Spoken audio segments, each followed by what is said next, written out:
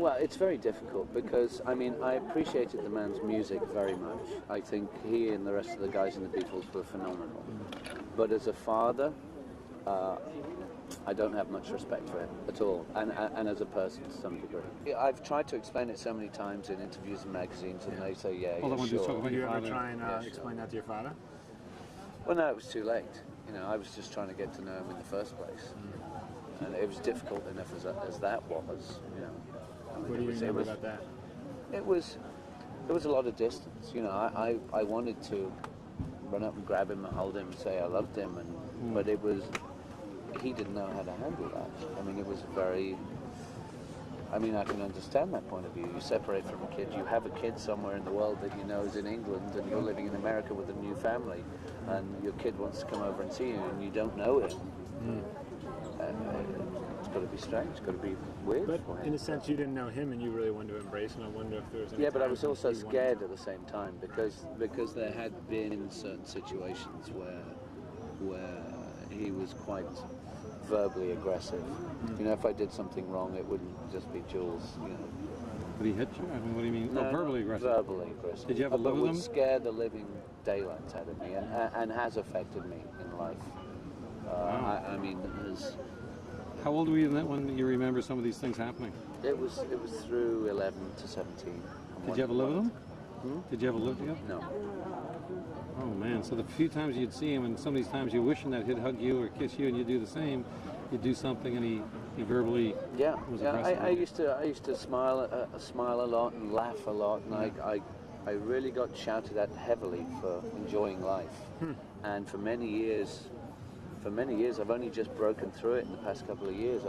I wouldn't laugh, I wouldn't smile, I would always, just because subconsciously it was in there that if I tried to enjoy life and have a good time, that I'd be told off. Why do you think it was? Yeah. Why do you think that was like that to you? I don't know. Maybe it was. I think it annoyed him to a certain degree. That you were enjoying yourself. Yeah. I mean, I honestly don't know. You know, but it was very strange. John Lennon's relationship with his first son was not easy. Julian was not a planned child, as he was frequently too quick to point out, and he claimed that Julian was nothing more than the outcome of drinking too much whiskey on Friday night. Given the Beatlemania caused him to miss the first 2 to 3 years of his son's life, John Lennon felt that it was too late to learn how to be a father to his first son Julian. He couldn't bring himself to make his child a priority in his life decisions, so Julian was always an afterthought. As a result, John missed a significant portion of Julian's early years, first due to work and later by choice.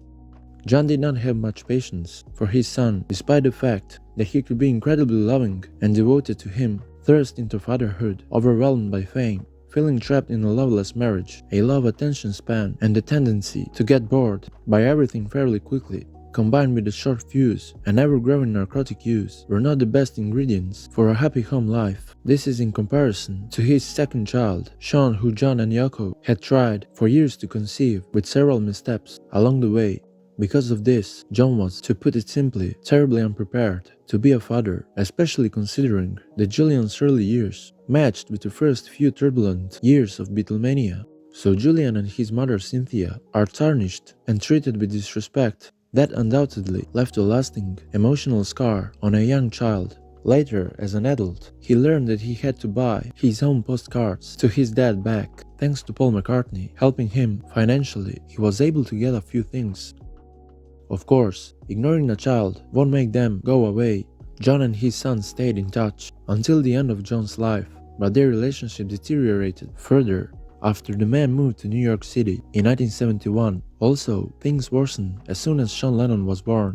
People like to compare how John treated Sean like a prince and Julian like a stranger, but that's not quite so.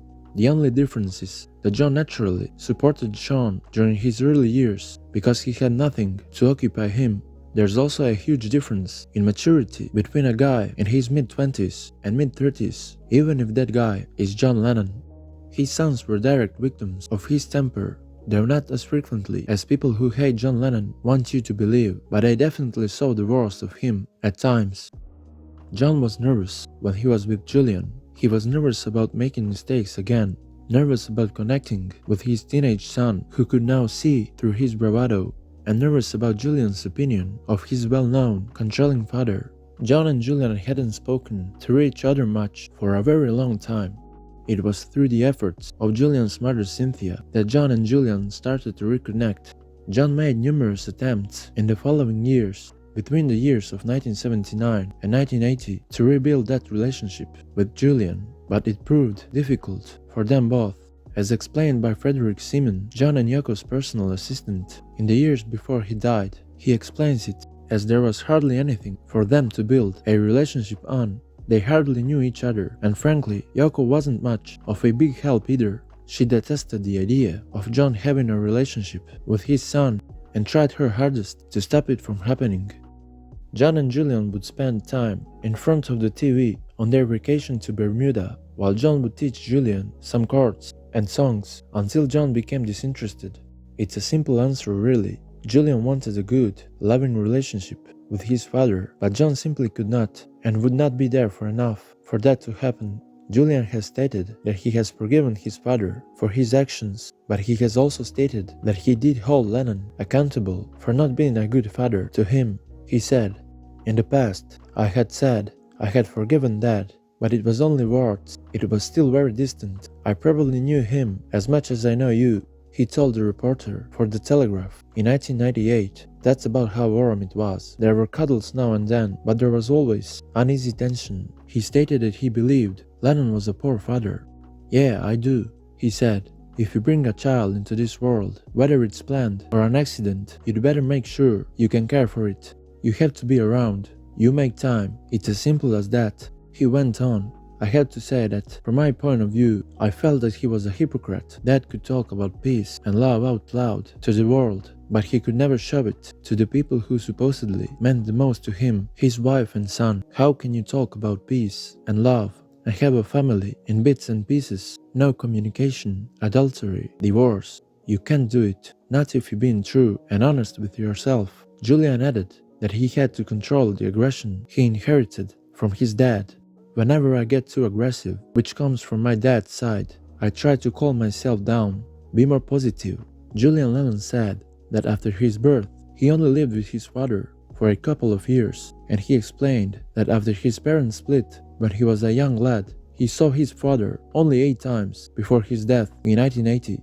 Julian said, "Sadly, I never really knew the man. I think that the work he produced was incredible, and so was what he achieved with his 3 friends, Paul, George and Ringo, but his work hasn't given me a clear insight into what his real life was about or how he truly felt about it."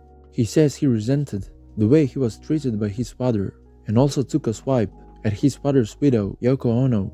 "I had a great deal of anger towards Dad because of his negligence and his attitude to peace and love. That peace and love never came home to me. I wonder what it would have been like if he were still alive today. I guess it would have depended on whether he was John Lennon, Dad, or John Ono Lennon, manipulated lost soul. As far as that's concerned, I did understand to a certain degree what he did and why he did it. But he still is upset that as the years went on, that he still, I feel, didn't make a significant enough effort to try to patch things up between us. Therefore, my sort of final summary on all of this is, I felt he was a great artist. I won't say a god or an icon or a genius, but he was a great artist. As a father, the one main thing he taught me was how not to be a father. Simple as that, and it's very clear and it's very easy to see from my perspective." Julian Lennon closed the statement by addressing his father directly. "Wherever you are, may your light shine. As long as we do, we are one." John did make a point of saying in one of his last interviews that while Julian may have been an unplanned child compared to Sean, that did not make him any less his son, and he recognized that he needed to work on that relationship, predicting that in the future they'd have a much better relationship. Unfortunately, we'll never know whether or not those were just words or whether he truly intended on reaching out to his son to form a warmer relationship.